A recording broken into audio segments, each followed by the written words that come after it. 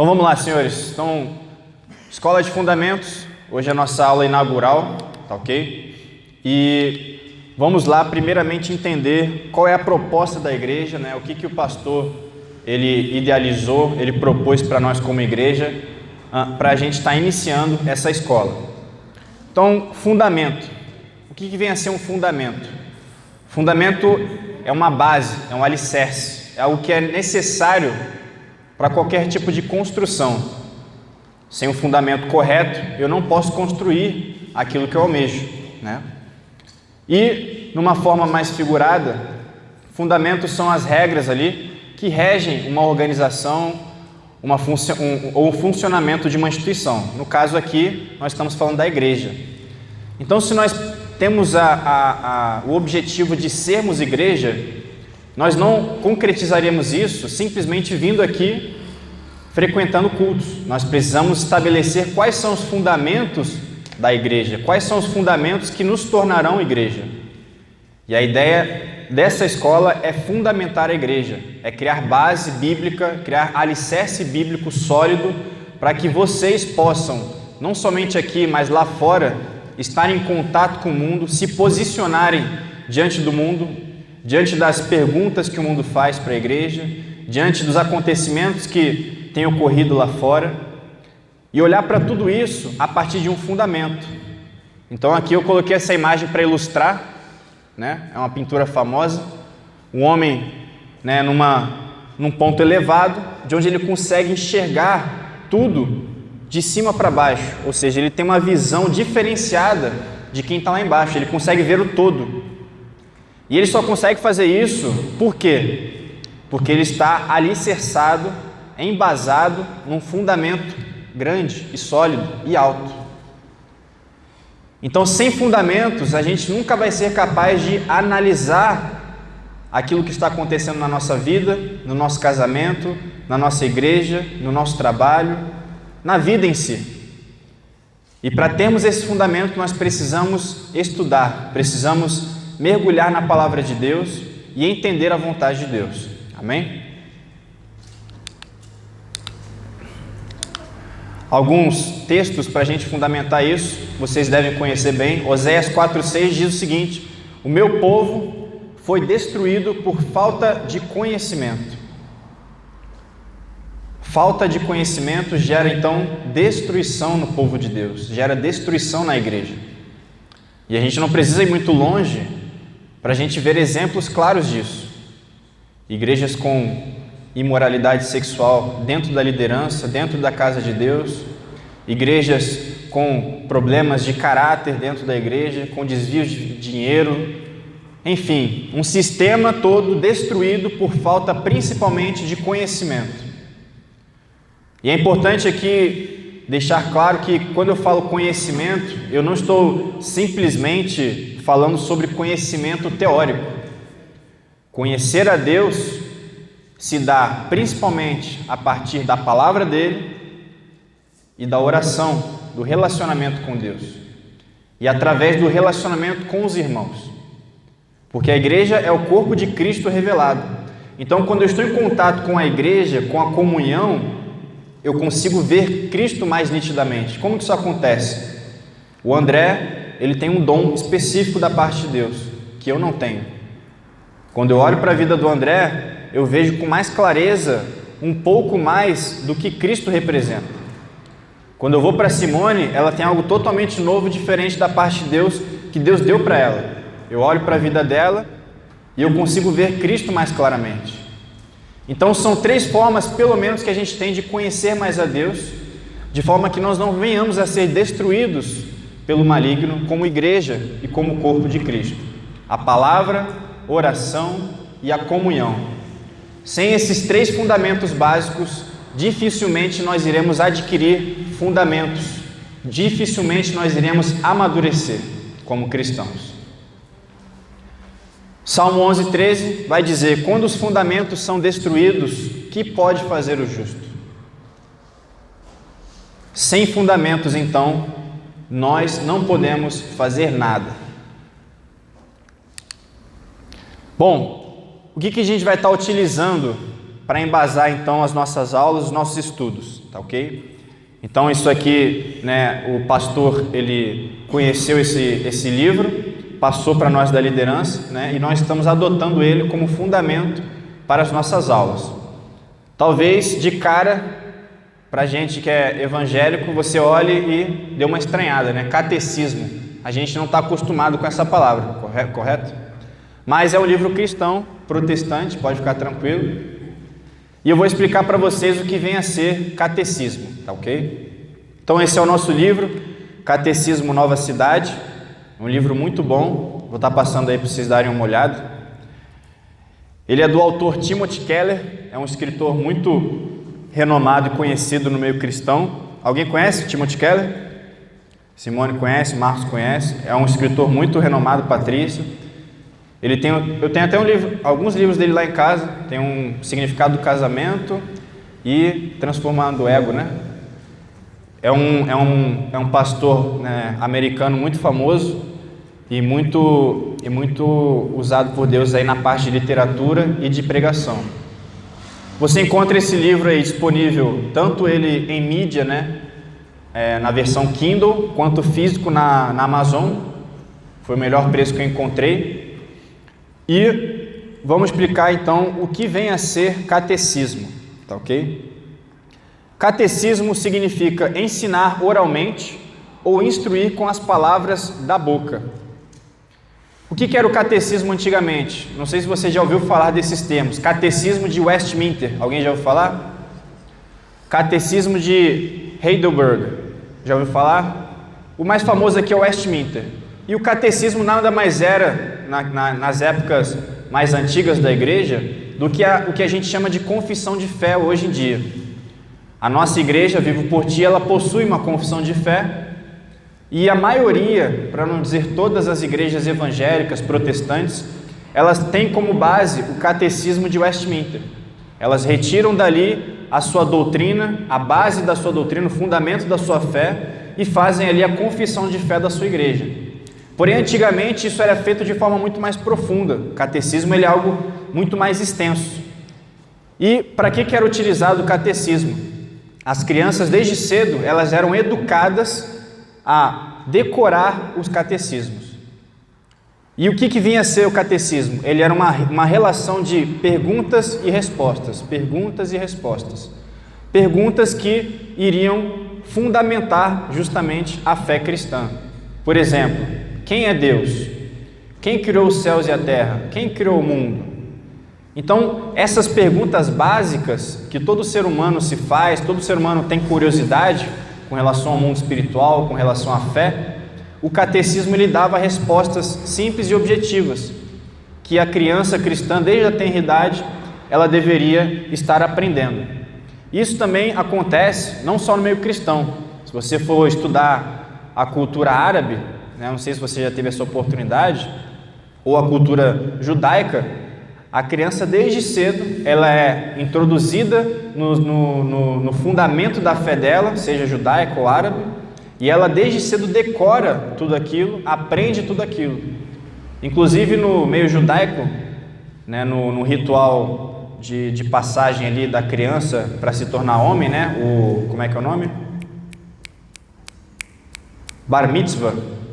A criança ela tem que recitar várias partes ali, né, da lei judaica, várias partes do Êxodo, enfim, dos textos históricos ali dos judeus.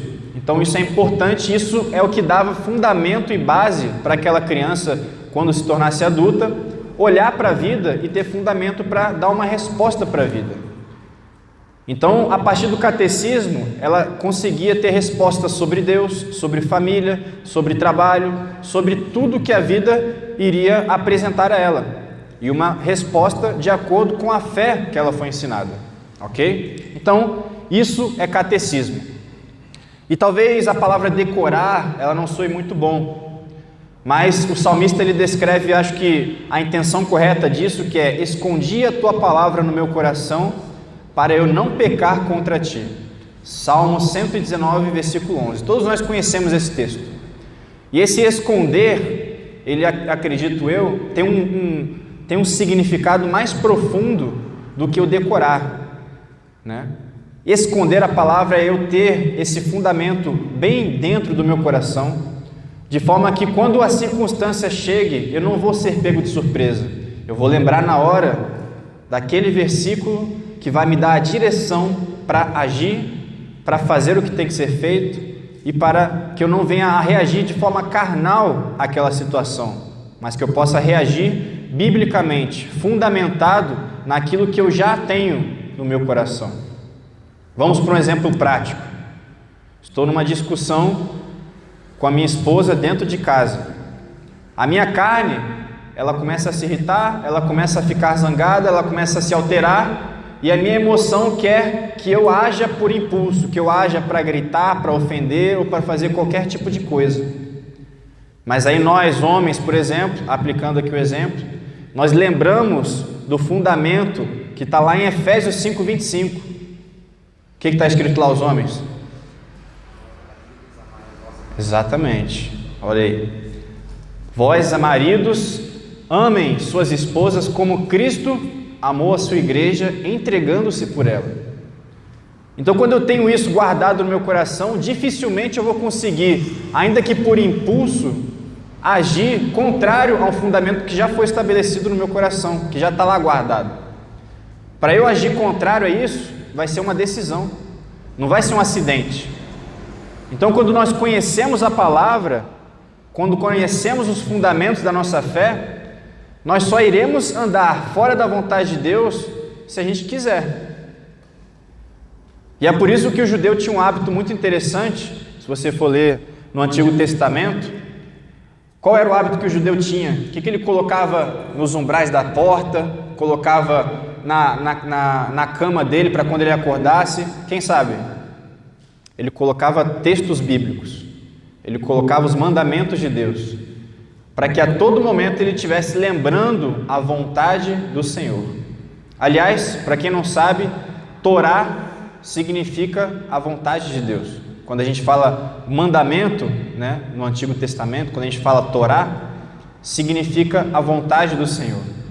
Então nós precisamos estar todo momento relembrando, decorando, internalizando esses fundamentos, para que a gente possa agir não segundo a nossa carne, mas segundo a vontade de Deus. O meu pai, ele tinha uma capacidade incrível de decorar versículos. A minha mãe tinha um hábito de perguntar e ele sempre sabia na ponta da língua o versículo. Ah, Marcos, onde é que está escrito tal texto? Aí meu pai falava o texto completo, falava a referência. Quando a gente viajava, a gente fazia uma brincadeira onde cada um de nós tinha que falar um versículo. E aí falava um versículo até a pessoa até não saber mais. E meu pai sempre ganhava, claro. Mas por que isso é importante? Porque ele tinha fundamentos bem internalizados na mente, no coração, que guardavam ele de agir carnalmente. E até no impulso, às vezes, a gente é levado a querer esquecer. Mas quanto mais a gente tem isso escondido no nosso coração, mais difícil vai ser a gente errar o caminho. Amém? Então todo mundo entendeu aqui? Catecismo, a proposta, tá ok? Nós vamos estar introduzindo agora a primeira aula, a primeira pergunta e resposta desse catecismo. E antes da gente começar, eu queria deixar bem claro que aqui é um ambiente de estudo. Então, você tiver uma pergunta, quiser fazer uma interrupção, quiser fazer uma pergunta, quiser fazer uma observação, fique totalmente à vontade. O André já me falou aqui que a filha dele com certeza vai intervir, confere? Então, se quiser falar, tirar dúvida, pode ficar à vontade. Estamos aqui para aprendermos juntos, tá bom? Então, vamos lá. Nossa primeira pergunta e nossa primeira resposta. Pergunta: qual é a nossa única esperança na vida e na morte? Ficou duplicado aqui, mas finge que está tudo certo. Resposta: que não somos de nós mesmos, mas pertencemos de corpo e alma, na vida e na morte, a Deus e a nosso Salvador, Jesus Cristo. Amém? Qual é a nossa ideia no final da aula? É a gente decorar essa pergunta e essa resposta. Não nessa aula em si, mas quando você for para casa, for meditar, for ler suas anotações, deixe registrado essa pergunta e essa resposta. E a partir do estudo que a gente vai fazer aqui, você vai, toda vez que olhar para essa pergunta e essa resposta, você vai lembrar da aula. Tá ok? Então vamos lá para a nossa aplicação. Então o catecismo ele vai primeiramente nos dar bases bíblicas para esta resposta. Ah, perdão, vocês estavam anotando, né? Quem está anotando aí pode anotar. Perdão. Então, basicamente o catecismo ele vai dar a pergunta, vai dar a resposta. Na sequência ele vai dar uma base bíblica para aquela resposta, para aquela reflexão. E na sequência ele vai gerar uma aplicação prática. E a ideia é nós trazermos essa aplicação para a vida. Como eu falei, o conhecimento de Deus não é um conhecimento simplesmente teórico. É um conhecimento que eu vou poder aplicar na minha vida, aplicar no meu dia a dia. E essa é a finalidade aqui da Escola de Fundamentos. Eu não quero que você saia daqui simplesmente com conhecimento abstrato, com conhecimento que eu não posso aplicar na vida. Não. A ideia é que nós possamos aplicar isso. E por mais que na pergunta e a resposta possa parecer aqui momentaneamente abstrata, vocês vão ver as implicações disso. Ok? Posso passar? Tem mais alguém anotando? Pode terminar, tá tranquilo? Vamos lá então, base bíblica. Então, Romanos 14, 7 a 8, diz assim: porque nenhum de nós vive para si, e nenhum morre para si. Porque se vivemos, para o Senhor vivemos. Se morremos, para o Senhor morremos. De sorte que, ou vivamos ou morramos, somos do Senhor. Mais uma base bíblica. Paulo vai dizer aos Gálatas: já estou crucificado com Cristo, logo já não sou eu quem vive, mas Cristo vive em mim. E esse viver que agora tenho na carne, vivo pela fé no Filho de Deus, que me amou e a si mesmo se entregou por mim. Amém? Bom, vamos agora para a nossa aplicação. Então o catecismo ele dá algumas ideias chaves, ele começa com esses pontos aí de João Calvino, eu resumi aqui, para que a gente possa abordar. Primeiramente, nós somos de Deus, nós não somos de nós mesmos. Qual é a implicação prática disso? Isso significa que eu pertenço a alguém. Isso significa que eu fui comprado por um preço muito alto de sangue, que foi o sangue de Cristo. Então eu já não pertenço a mim mesmo, eu pertenço a Deus. E se eu pertenço a Deus, eu não posso permitir que a minha vontade, a minha razão, o que eu acho certo ou errado, determine a minha vida e os meus planos. Isso não pode reger a nossa vida. Isso não significa, por outro lado, que eu não posso fazer planos. A Bíblia ela fala em Provérbios 16 o seguinte: o coração do homem, ele faz planos, ele pode fazer planos, mas a resposta certa ela vem do quê? Dos lábios do Senhor. Então eu posso planejar? Posso. Vou me casar, né? Dom e a Silmara fizeram um planejamento para o casamento. Você vai e faz o planejamento. Porém, você tem que ter sempre a consciência de que Deus é quem rege a minha vida e a sua vida. Isso é muito importante. Portanto, a sabedoria e a vontade de Deus devem governar nossos atos. Tiago, no capítulo 1, versículo 5, vai dizer o seguinte, ele está falando ali no contexto sobre as tribulações e aflições da vida. Ele fala o seguinte, alegrai-vos sempre que vocês passarem por grandes aflições, porque nas aflições vocês vão ser desenvolvidos no seu caráter, vocês vão ser aperfeiçoados, vocês vão ser moldados à imagem de Cristo. E no versículo 5 ele diz: e se alguém de vós tem falta de sabedoria, peça a quem? Peça a Deus, que dá livremente, de forma generosa. Então, sempre que nós nos deparamos com qualquer situação na nossa vida, em que nós precisamos tomar decisões, precisamos fazer planos, precisamos tomar uma atitude, primeiramente eu devo consultar a quem? A Deus. Eu quero me relacionar com alguém, eu quero me propor a um relacionamento, eu vou colocar aquilo diante de Deus e vou escolher segundo o quê? Os fundamentos que a palavra de Deus me diz.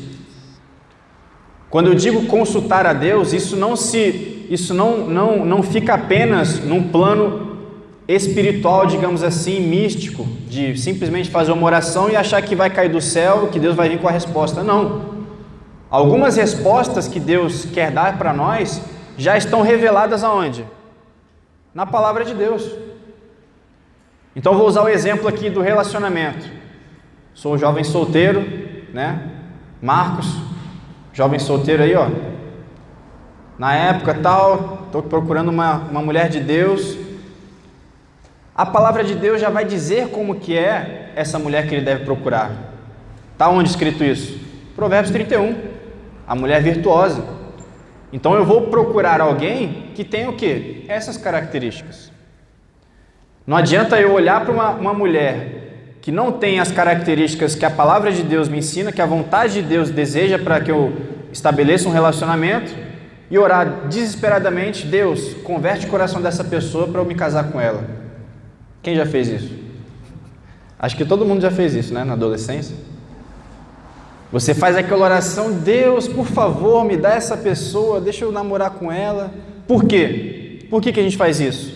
Porque nós temos essa mania de querer que as nossas vontades, os nossos planos sejam estabelecidos. Nós não queremos submeter isso à sabedoria de Deus, não queremos submeter isso à vontade de Deus. Nós queremos a nossa vontade. E o pior de tudo, nós queremos usar Deus como um trampolim para chegar nas nossas vontades. Isso é um perigo muito grande. Por quê? Não é somente Deus que dá dinheiro, que dá prosperidade, que dá coisas. O diabo também tem essa capacidade. Mateus capítulo 4, a tentação de Jesus Cristo. Quando Jesus estava lá sendo tentado pelo maligno, o que o diabo ofereceu para ele? Poder, riquezas, bens materiais. Então nós temos que ter o cuidado, porque às vezes nós estamos achando que estamos nos relacionando com Deus, pedindo coisas que não são da vontade dele, e às vezes essas coisas são atendidas e não é Deus que está dando isso para a gente. Então nós temos que ter muito cuidado com isso. O Vini fala muito sobre isso. Às vezes nós estamos nos relacionando com um Deus pagão e achamos que estamos nos relacionando com Deus, fazendo orações para atender às nossas vontades, os nossos desejos egoístas, e nos desviando completamente da vontade de Deus que está revelada na palavra dele. Então nós precisamos clamar por esta sabedoria e colocar o nosso coração com a intencionalidade de buscar a vontade dele na palavra dele. Amém? E João Calvino vai dizer o seguinte, que nós teremos grande proveito quando nós aprendemos que nós não pertencemos a nós e retirarmos o domínio e o governo da nossa própria razão e entregá-los totalmente a Deus. Então, entregar-se a Deus não é simplesmente eu vir aqui num culto de domingo, dobrar meus joelhos num apelo, me emocionar, voltar para casa e continuar fazendo as coisas do jeito que eu quero fazer. Eu me consagrar a Deus, eu me render a Deus, significa render os meus planos, os meus projetos, as minhas vontades ao Senhor. Sem contar que tudo que vem da nossa carne, tudo que vem da nossa vontade, normalmente vai ter um ímpeto, uma intenção egoísta. O ser humano, ele é egoísta por natureza. Nós sempre vamos buscar o nosso interesse. Então, se nós não consagrarmos isso a Deus, o nosso fim claramente vai ser a destruição.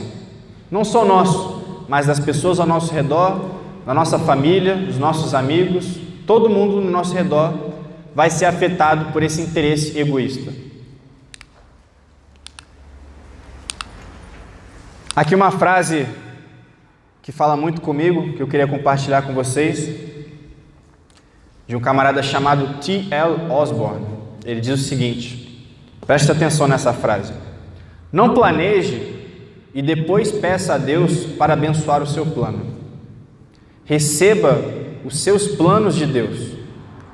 Não se prepare e peça a Deus para abençoar os seus preparativos. Peça primeiro que Deus o prepare.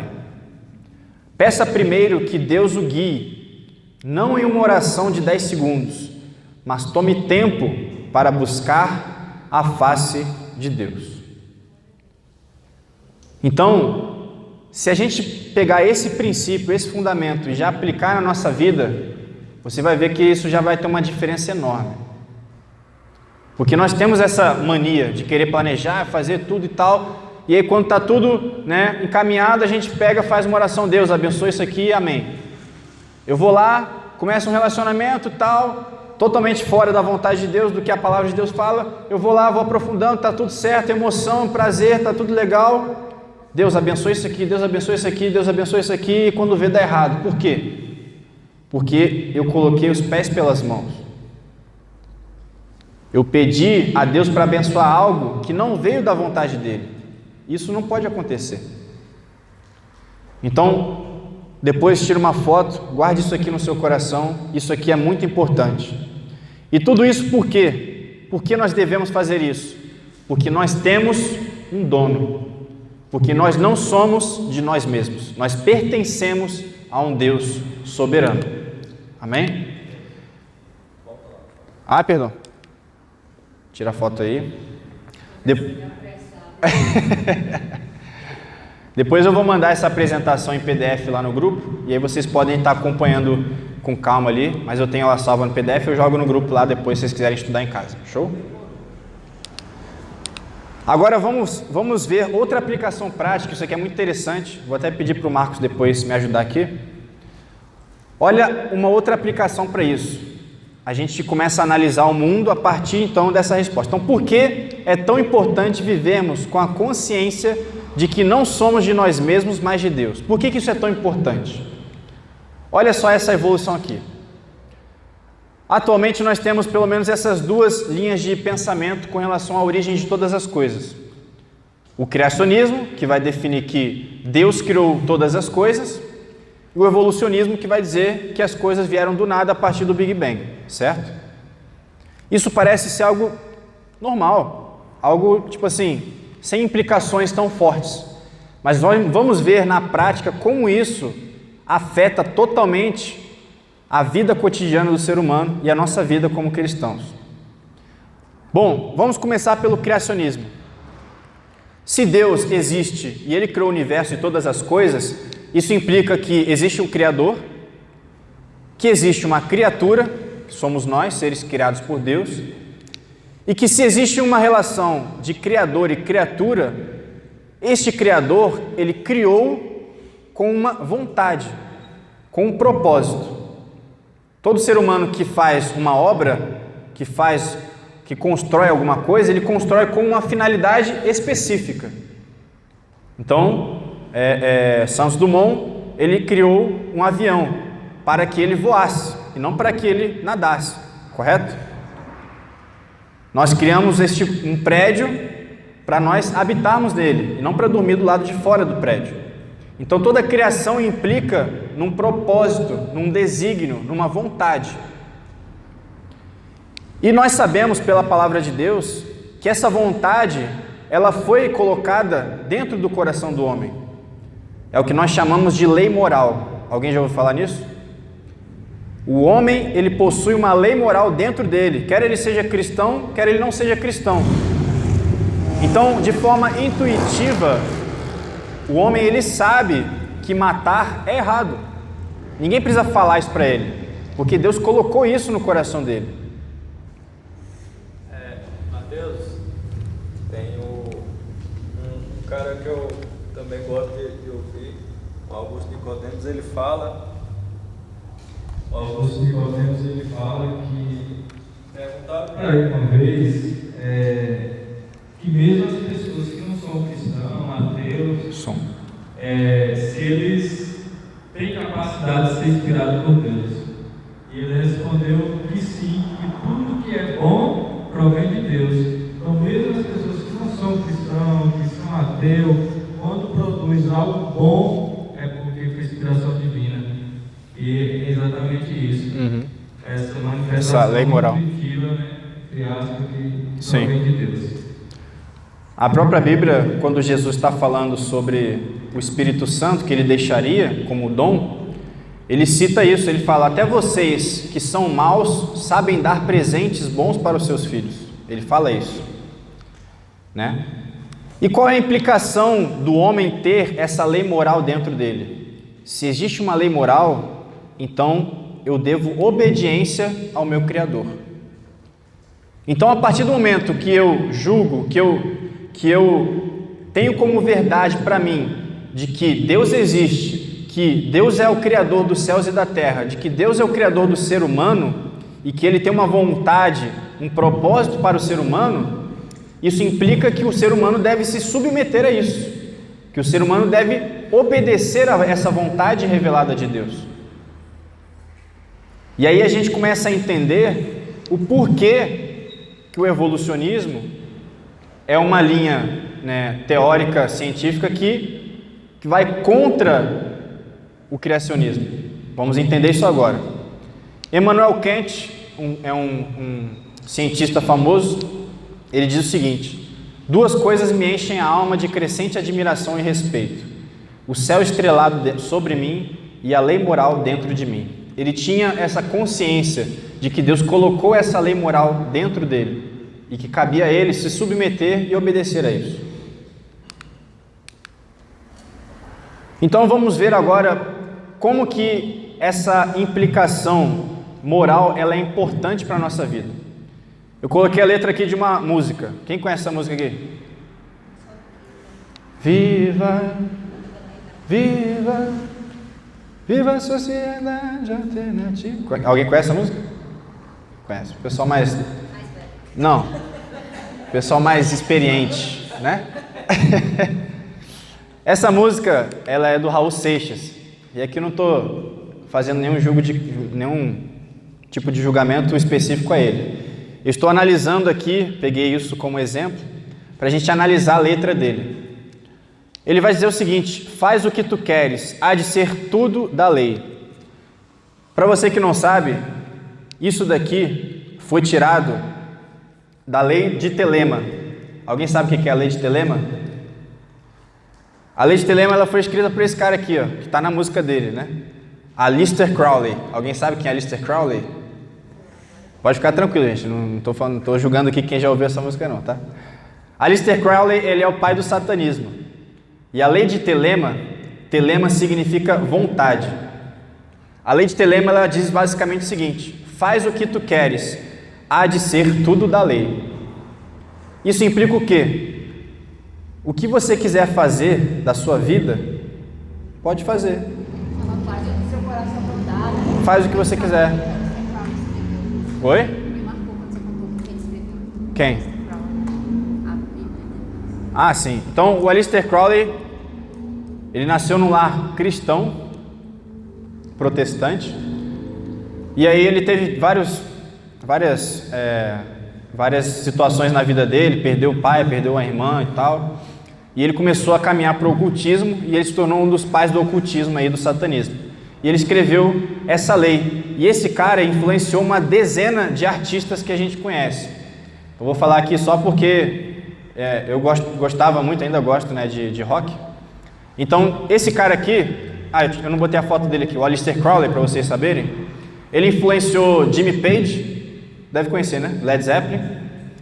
Ele influenciou os Beatles, tem uma capa do álbum dos Beatles, que chama Sgt. Pepper's. É um álbum que tem várias pessoas, já viram?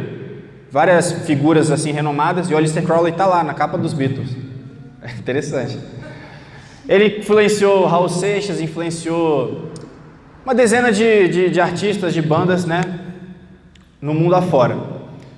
E aí você entende o que era pregado. Porque a gente fala sobre satanismo, ocultismo, a gente pensa só na parte mística. Mas qual que é o fim do satanismo? Qual é o fim do ocultismo? É isso aqui, ó. Faz o que tu queres, faça a vontade da sua carne. É pecado se te faz feliz. Exatamente. Eu botei, inclusive, essa foto famosa, né? Essa frase que a gente conhece, né? Nada é errado se te faz feliz.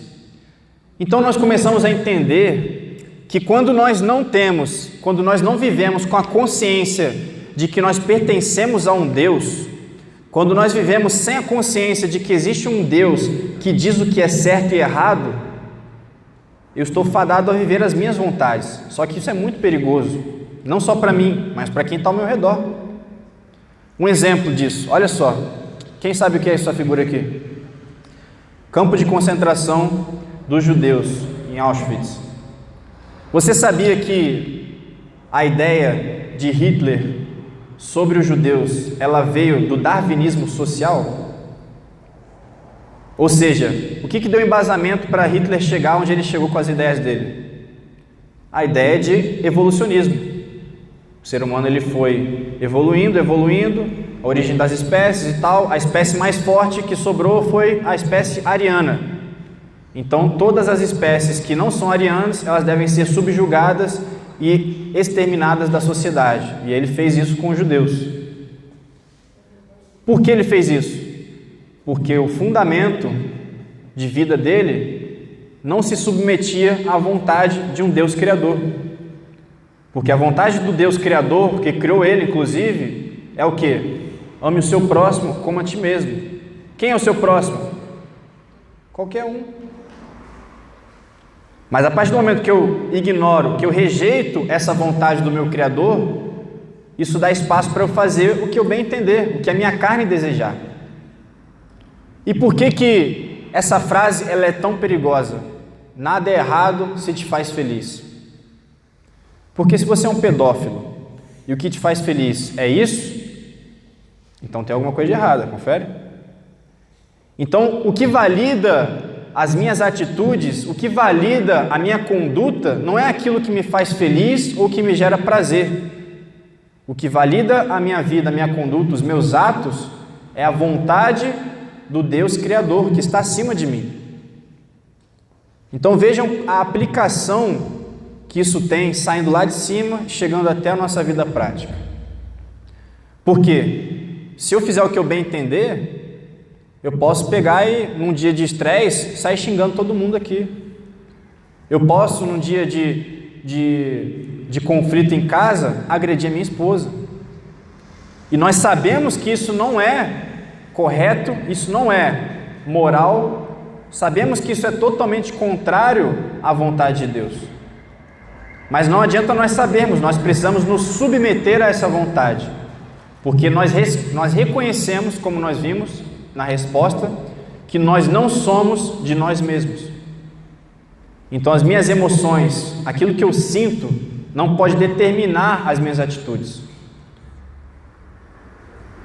Eu posso ter um sentimento de paixão grande por uma pessoa, mas se aquela pessoa não está enquadrada no tipo de relacionamento que a palavra de Deus orienta que nós tenhamos, não está certo.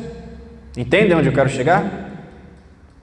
Então, eu preciso ser capaz de olhar para as minhas emoções, para os meus impulsos carnais, que estão constantemente em guerra dentro de mim, e submetê-los à vontade do Espírito, que está militando com a minha vontade.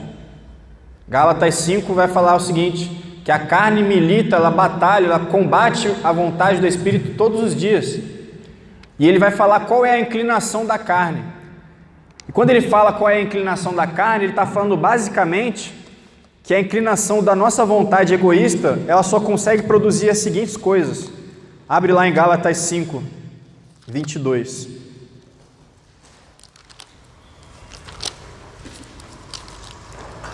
Gálatas 5, versículo 19, perdão. Ora, as obras da carne são conhecidas e são imoralidade sexual, impureza, libertinagem, idolatria, feitiçarias, inimizades, rixas, ciúmes, iras, discórdias, divisões, facções, invejas, bebedeiras, orgias e coisas semelhantes a estas. Declaro a vocês, como antes já os preveni, que os que praticam tais coisas não herdarão o reino de Deus. Então o que ele está falando aqui? Ele está falando o seguinte: você, sem Deus, sem a consciência de que você pertence a Deus, você vai querer produzir isso aqui. É o que a sua carne vai querer. Imoralidade, divisão, facção, rixa, briga. Nós naturalmente produzimos isso. A nossa carne, ela é pecaminosa. Porém, a partir do momento que nós nos submetemos à vontade de Deus, à vontade de um Deus que morreu por nós, nós podemos agora dizer não à nossa carne e nos submeter à vontade dele. E quando nós nos submetemos à vontade dele, o que acontece? Aí ele vai dizer: mas o fruto do Espírito é amor, alegria, paz, longanimidade, benignidade, bondade, fidelidade, mansidão, domínio próprio. Contra essas coisas não há lei. Então, quando nós estamos submetidos à vontade de Deus, esse é o tipo de coisa, de fruto que nós vamos produzir. Quando nós não estamos submetidos, nós vamos produzir o que a carne produz. Isso é uma batalha diária. Por isso que é importante nós estarmos alimentados, alicerçados em fundamentos bíblicos. Porque se eu não souber que eu devo amar a minha esposa e me sacrificar por ela, eu não vou conseguir fazer isso. Eu posso estar indo na igreja, posso estar fazendo um monte de coisa dentro da igreja, mas se eu não tiver o fundamento que explica, que revela a vontade do meu Deus, do meu Criador, eu não vou conseguir fazer isso. Eu preciso ser educado. Quando Paulo escreve para Tito, que estava administrando uma igreja que havia acabado de começar na ilha de Creta, que era uma igreja formada por pessoas que nunca tinham conhecido Deus, que eram gentios, ele fala que Tito tinha que educar aquelas pessoas na prática de boas obras. Então, até para nós fazermos as boas obras para Deus, nós precisamos aprender a fazer isso, porque nós não sabemos fazer isso por natureza. Por natureza, a nossa carne só sabe produzir aquilo ali. Então, se você é cristão e não mergulha na palavra de Deus, não estuda a palavra de Deus, não procura conhecer a vontade de Deus, você vai continuar produzindo carne, obras da carne. Você vai continuar tropeçando, você vai continuar errando, você vai continuar causando morte e destruição onde você passar. Porque entrar numa igreja e sair não muda a gente. O que muda é uma vida de obediência à vontade de Deus.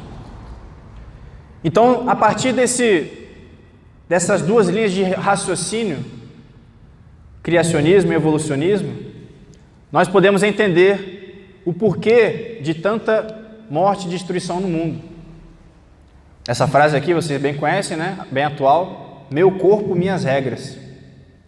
O que a palavra de Deus diz sobre isso? Meu corpo, minhas regras. Acaso vocês não sabem que o corpo de vocês é santuário do Espírito Santo, que habita em vocês, que lhes foi dado por Deus, e que vocês não são de vocês mesmos?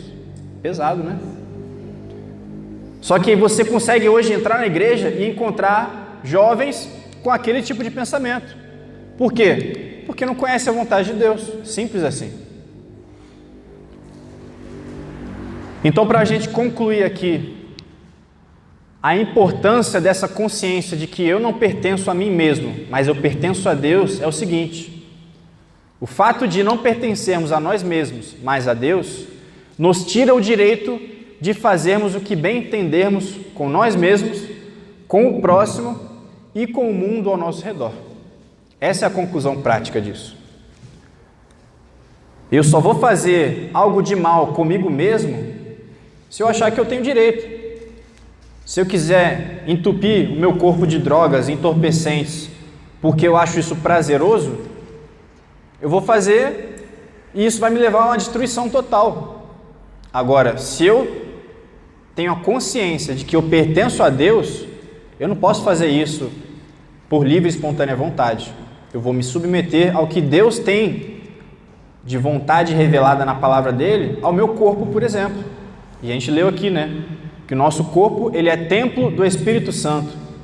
Então, o corpo que eu tenho, a estrutura física que eu tenho, até isso não me pertence. Isso pertence a Deus, me foi dado como um dom. Então, eu tenho que cuidar disso. Se eu recebo algum presente da parte de Deus, eu tenho que ser no mínimo grato. E a gratidão, ela é expressa através da obediência. Ok? Alguém quer falar alguma coisa até aqui? Tirar uma dúvida, fazer uma observação? Bom, eu falei do Marcos, porque Marcos está fazendo faculdade, confere? Faz medicina, né? E isso é muito importante, particularmente para todo jovem que entra na faculdade. Porque nós temos muitos cristãos que entram na faculdade e não têm um fundamento mínimo para se posicionar diante disso.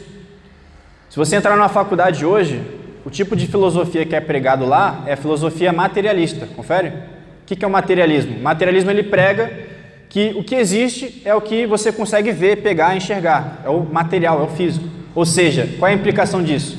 Não existe nada sobrenatural, não existe nada além do físico, nada metafísico, nada místico, nada espiritual existe. Até um certo ponto, parece inofensivo. Mas hoje nós entendemos que a parte prática, a aplicação prática disso, ela é muito pesada. Mas se o cristão entra na faculdade e ele não sabe se posicionar, o que vai acontecer? Ele vai ser influenciado. Ele vai aceitar aquilo como verdade. Ele vai achar que realmente, não, a verdade é relativa. Não, a verdade não é relativa. Porque se Deus já disse o que é verdade, o que é mentira, o que é certo e errado, então a verdade é verdade e pronto, custe o que custar. Se Deus estabeleceu como verdade o casamento, a família, se Deus estabeleceu como verdade que não roubarás, não matarás, não, enfim, então é verdade, ponto, não tem o que ser discutido. Agora, se eu não tenho esse fundamento no meu coração, eu começo a realmente acreditar na ladainha que o mundo vai pregar para mim. Ah não, isso aí, veja bem, isso é relativo, meu corpo, minhas regras, não, mas veja bem, essa droga aqui tá tudo certo, é só, que não faz mal, não estou fazendo mal para ninguém, é só uma droguinha, é só um prazer, é só isso e aquilo, e aí quando você vê, você já está na mesma onda desse pessoal. E acredito eu, Marcos deve ter contato lá, que deve ter muito cristão que entrou lá de um jeito e agora já deve estar o quê? Do avesso, confere? Por que isso acontece? Está lá no começo da nossa aula. Escondi a minha palavra no teu coração para não pecar contra ti. Destruídos os fundamentos, que poderá fazer o justo? O que vai poder fazer um crente sem fundamento num ambiente desse? Ou ele se entrega, ou ele combate. Ou ele se adequa, ou ele se posiciona. Mas sem fundamento, sem alicerce, sem uma base bíblica, não vai rolar. Não adianta. Eu estava até tentando lembrar aqui o versículo que eu pego nessa parte decorada. Mas Deuteronômio 11:18, que fala exatamente o que você falou antes, que os judeus pegavam, os ombreiros da porta. Sim. E lá fala no ensinar ao deitar, ao levantar. O que mexeu muito comigo é a questão que ela fala assim, da questão de você conseguir prolongar a sua vida por obediência.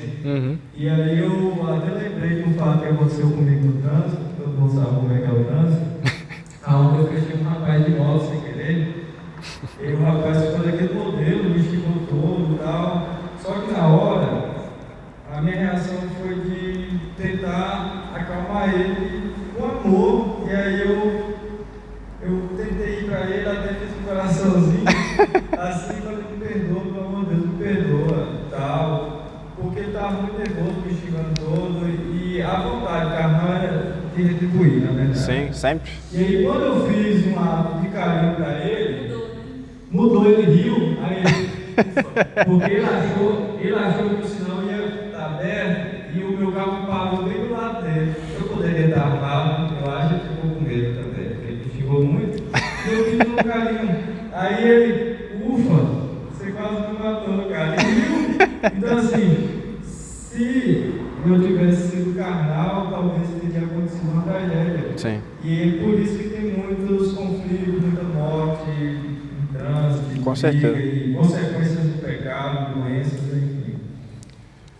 Se a sua carne não estivesse submetida ao Espírito naquele momento, talvez não seria uma reconciliação que fosse produzida como fruto, mas seria o que a gente leu agora há pouco: discórdia, facção, morte, briga, né?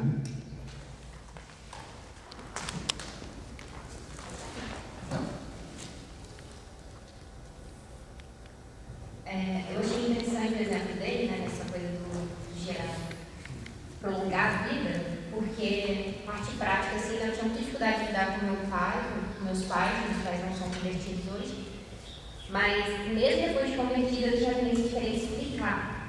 E a palavra de Deus, os mandamentos é honrar a família, né? não explicar, não se justificar.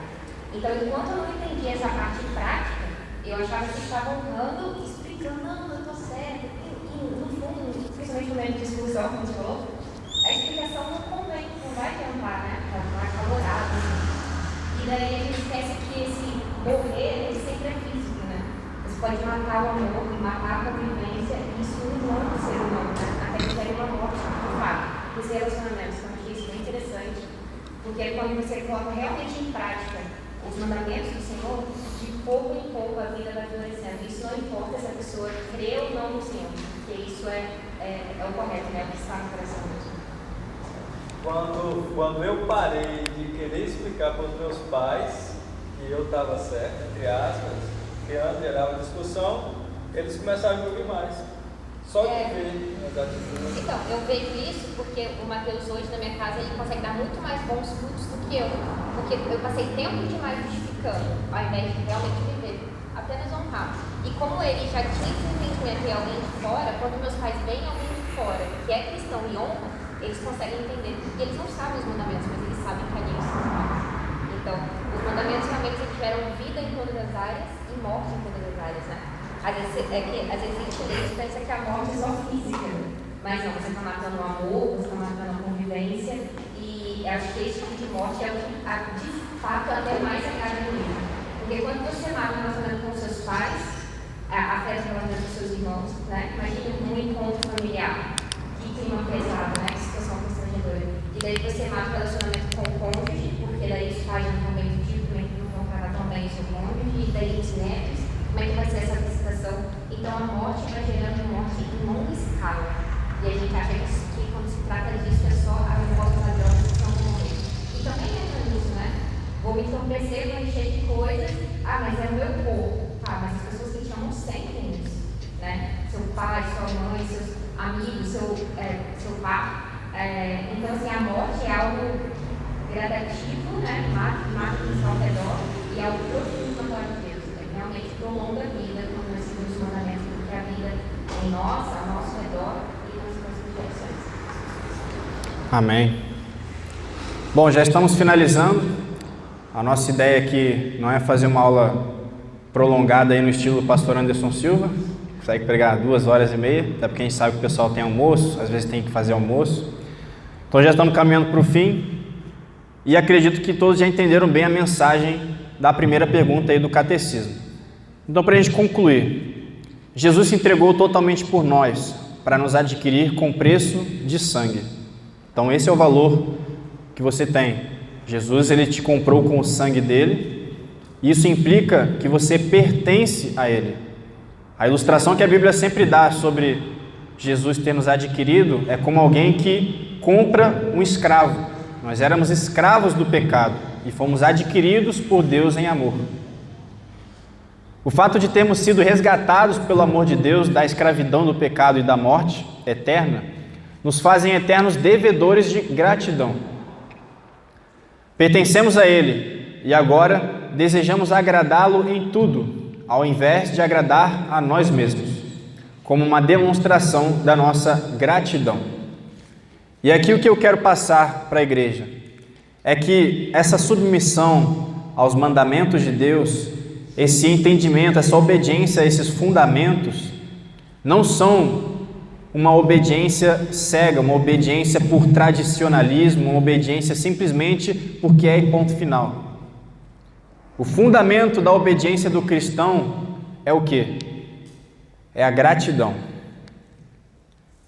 Imagine eu que sou pai, que alguém salva a minha filha de um acidente. Cara, eu vou ser eternamente grato a essa pessoa. Eu vou estar sempre procurando saber quais são as necessidades dela, como eu posso ajudar ela, como eu posso retribuir o favor que ela me prestou. E quando nós vamos para o exemplo, para o que Deus fez por nós, talvez nós, às vezes, não tenhamos dimensão do que Jesus fez naquela cruz quando morreu por nós. Ele nos resgatou de uma vida que só traria destruição para nós mesmos, e Ele nos resgatou de uma morte que é eterna no inferno, que nós merecíamos, por sinal. Então, qual tem sido o nível de gratidão que nós temos revelado a esse amor de Deus. E como nós podemos exercer, né, revelar essa gratidão? É obedecendo ao Senhor. Gratidão a Deus não é simplesmente postar no Instagram, sou grato, hashtag, né? Não é postar no Instagram, hashtag, obrigado Senhor, você já agradeceu hoje, né? Gratidão a Deus eu revelo na prática através da minha vida de obediência. Qual é a linguagem de amor de Deus? A linguagem do amor de Deus é a obediência. O que João vai falar lá no capítulo 14, se não me engano? Se alguém me ama, este vai guardar o quê? Os meus mandamentos. Então amar a Deus não é dizer, Jesus eu te amo, no louvor todo domingo. Não, eu posso estar mentindo inclusive, se eu canto isso no domingo, e segunda-feira eu bato boca com a minha esposa e desonro ela, desonro os meus pais, enfim. Porque Deus, Ele vai realmente ser amado a partir da minha obediência, da minha submissão à vontade revelada na palavra dEle e a partir do meu relacionamento com Ele. Amém? Isso quer dizer que confiamos em Deus nas alegrias e nas provações, nos tempos bons e nos tempos ruins, na vida e na morte. Em qualquer situação, nós pertencemos ao Senhor. Pertencer ao Senhor não significa uma vida mansa, uma vida confortável. Significa que nós seremos capazes de amar a Deus, de nos submeter à vontade dEle, quer na alegria e na tristeza, tal qual é um casamento. Eu não amo a minha esposa somente nos dias bons. Não, a Bíblia manda eu amar ela, independente da situação. Da mesma forma é com Deus. Nós somos de Deus na alegria e na tristeza, na bonança e na pandemia. Em qualquer situação, nós continuamos pertencendo a Deus e lhe devemos gratidão. O catecismo, então, ele encerra essa primeira pergunta e resposta com essa oração, que diz assim: Cristo, nossa esperança na vida e na morte, lançamo-nos sobre teu misericordioso cuidado paternal. Tu nos ama porque somos teus. Nenhum bem possuímos senão em ti, e não poderíamos pedir dom maior do que o de pertencer a ti. Amém. Para finalizar, eu queria só deixar uma ilustração que eu lembrei agora, que eu acho muito pertinente. Um pregador chamado Francis Chan. Alguém conhece Francis Chan? Francis Chan é um japinha careca. Ele dá uma ilustração da corda.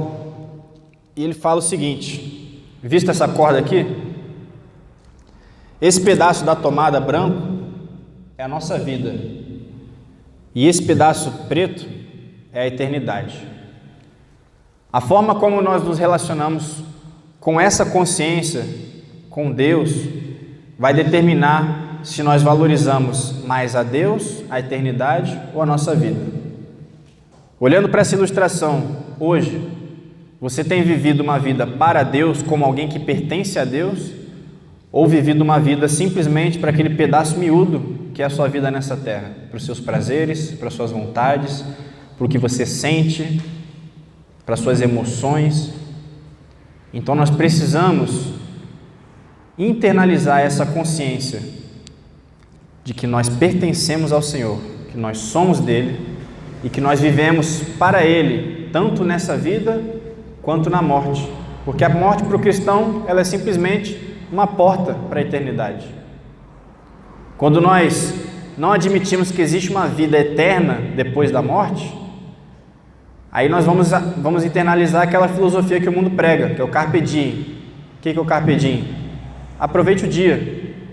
O que essa filosofia diz basicamente? Você pode morrer amanhã, então faça o que te dá prazer hoje, viva intensamente e tal, viva segundo as suas emoções e tal. Mas nós não somos seres temporários, nós somos seres eternos. Morrer para nós é lucro, né? Morrer para nós é lucro.